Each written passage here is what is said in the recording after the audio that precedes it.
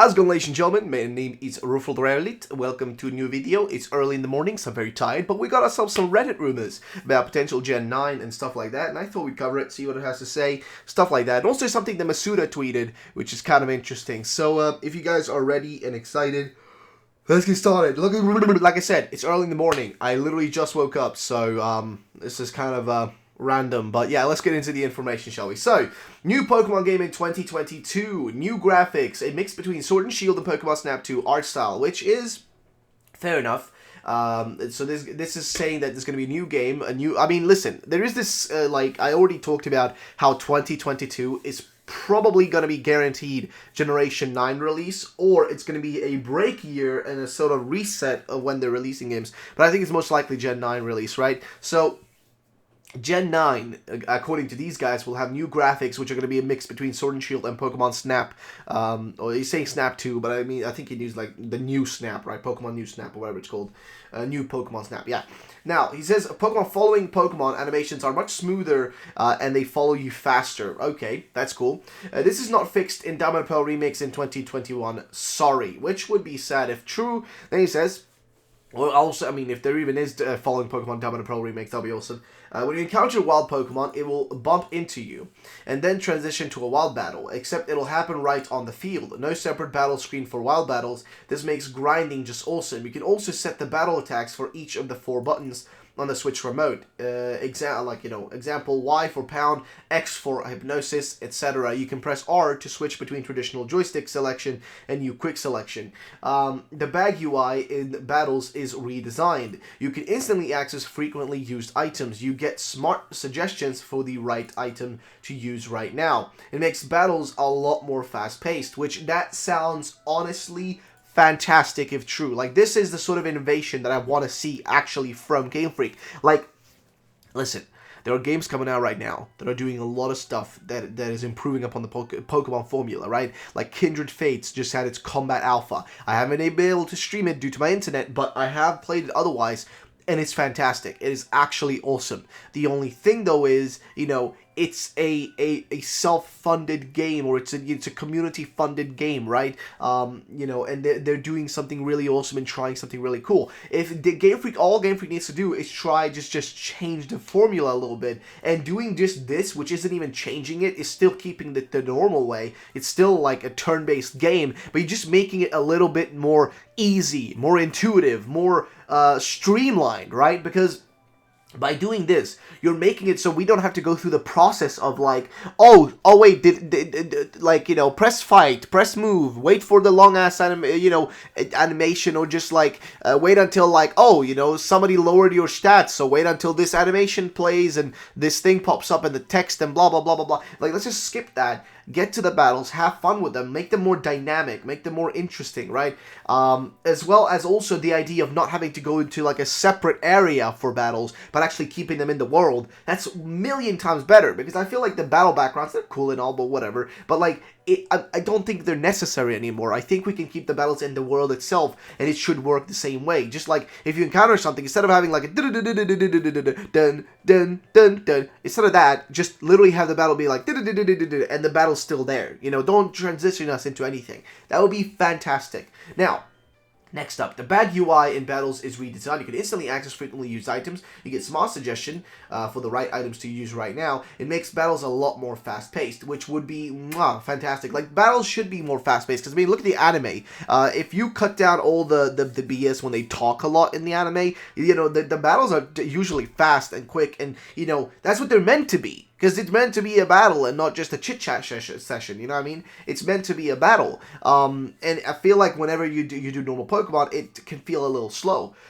Let's see. There are a lot more time battles in the game. Okay, fair enough. Overall battle UI and transitions are about 3 times faster, meaning no more sitting around forever while it tells you whose defense has fell or who has what ability, especially if there is more than one Pokemon on the field. Dynamax battle, we're looking at you. You can also easily skip long battle animations. This skipping also works in online play too. If the majority of players skip the animation, it overrules. Trust me, they don't need to rethink the battle system. Yeah, I mean, this isn't even rethinking, this is just improving the existing one. They'll be testing out new battle styles in upcoming sideline games, but rather than rethinking what already works, they're making it way faster, so you'll be doing more battles and playing longer because there feels like more momentum. Trainer battles don't happen right there on the field like wild battles. There's still an intro animation and separate field, etc. Ah, oh, that's annoying. The introduction are cinematic like this anime. Okay. That's annoying. That's what I wanted. I wanted the battles on the field. Gyms are not just stadiums, they are entire areas. You will compete against other NPC challengers as you solve the gym puzzle and fight each other off until you finally reach the gym leader. Gym leaders are reverent, okay? They are waiting for you on thrones. Oh, jeez. Oh wow, high horse smudge. There will be still a big crowd to watch your battle, and it'll include characters from your journey in the audience, or they will be your rival in the gym challenge. What about Dynamax remake info? Here we go. What does he have to say? So, same graphics as Sword and Shield. It does look better in a lot of areas, only by a margin, and this is because Sinnoh just looks nice, snow and all. They toned down on some of the ugly textures from Sword and Shield. It's gentler on the eyes, and colors are vibrant. The camera is open. On a majority of, large routes, but not cities or inside buildings. This is a step up from Sword and Shield, but still isn't a full transition to open world yet. Game follows pretty much the same game map as the last Sinnoh, except routes are wider and work with a movable camera. It expands on parts of routes while keeping the general ID. You use your bike to go through snow, rock climb, go up waterfall, etc. Trees and rock smash are removed completely. No need to teach Pokemon abilities like in Let's Go. The storyline is the same as Platinum. Yes, Giratina appears in the main story. You go to the Distortion World, which is actually quite similar to the original in layout. It has a puzzle, although it's explained more clearly how to beat the puzzle. You won't be stuck there. Both legendaries appear in both games, though the one you take with you depends on your game. This time, you face your legendary after fighting off Giratina. You need to return to the Distortion World via Giratina's cave to actually catch Giratina. There is a post-game mission with Peony and Cynthia to find the legendaries around the region. These include all legendary events from original games, plus new legendaries added in. There are new small storylines for the main Sinnoh legendaries, Darkrai, Cresselia, Shaman, Regigigas, and more expansions on the Lake Trio, who have expanded caves now. More expansions on the Lake Trio, okay, so Arceus is actually going to be the DLC Gen 9, yes, need to wait more than a year for Arceus, but there are clear hints around Sinnoh. They were going to see Arceus. Other than legendary hunting, postgame consists of going to the postgame island, like in Platinum, where you stop one galactic plot to erupt the volcano. Commander Mars attempts to search for Cyrus in Distortion World, but gets scared off by Giratina's shadow and leaves. Saturn tells her after that Cyrus didn't care for them and to join his cause. She decides she'll go on her own journey. You see Cyrus again in the Distortion World when you go back to get Giratina. He explains more about his motives and why he wants a new world. Though after you think he's convinced to come back because his plan is ruined by Giratina being in the picture, he eventually refuses to go back with you and to just stay in the Distortion World and live out the rest of his life away from people. There is still the restaurant on the post-game like island in Platinum where you battle gym leaders and trainers from the region. You can battle Mars here again and choose her as a partner buddy against other opponents in double battles. Triple battles were planned as post-game thing, but weren't able to make it in time. They'll return in Gen 9. Battle Frontier is replaced by expanded Dynamax dens from Crown Tundra. There are more features in the dens, more to explore, more items to buy, which help you on your journey, stopping the storm so it's easier to catch legendaries, seeing that what types are ahead so you can plan. You can team up with more characters. This is a lot of information here, holy crap. There is a building on the island with battle tower features, including some battle style options inspired by the Battle Frontier, so no actual Battle Frontier. Seeing your opponent's team before battling, a roulette which selects different status conditions for the battle, boosts based on things like how much HP you have left, whether you use offensive or accurate attacks, etc. It is a mindful battle which gives you advantage based on techniques inspired of Battle Palace and Emerald. Fair enough. You'll often be invited. Actually, it's pretty cool to be honest. You'll often be invited to try out these features. to earn bonus battle points, which gives you awesome rewards like Shiny Charm, which works in certain areas, Pokemon eggs, and unique cosmetics. Pokemon contests are similar to ORAS contests with improvements.